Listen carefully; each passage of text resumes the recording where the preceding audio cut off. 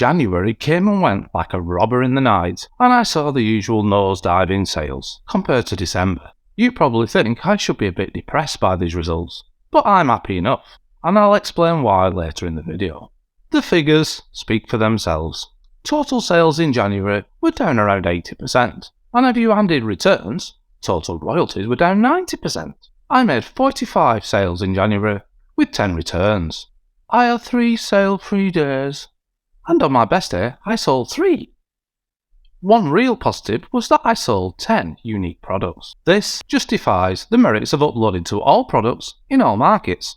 But there's no getting away from the fact that overall it was a massive drop compared to December. But is it all doom and gloom? January is pretty much always the worst month of the year for printing demand. Add this to the fact it follows the best month of the year and you get a double whammy. In fact, Merch by Amazon is very seasonal, so comparing one month's sales to the preceding month's sales is a bit pointless. Rather than comparing apples to oranges, it makes sense to compare January 2023 to January 2022. As you can see, royalties and sales are clearly up on last year. In fact, January 2023 sales are more than January 2022 and February 2022 combined, and that's a really big positive.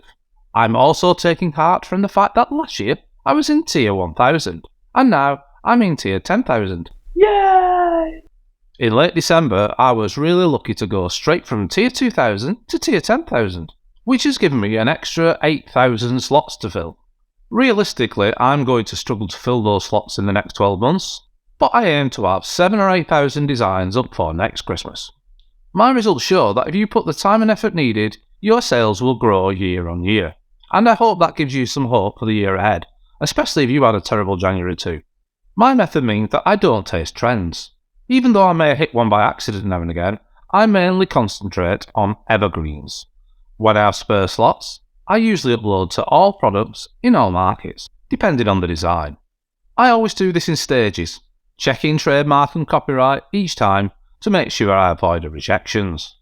This approach may seem a bit boring to you, and there's no getting away from the fact it is. However, it is working for me, so maybe it can work for you too.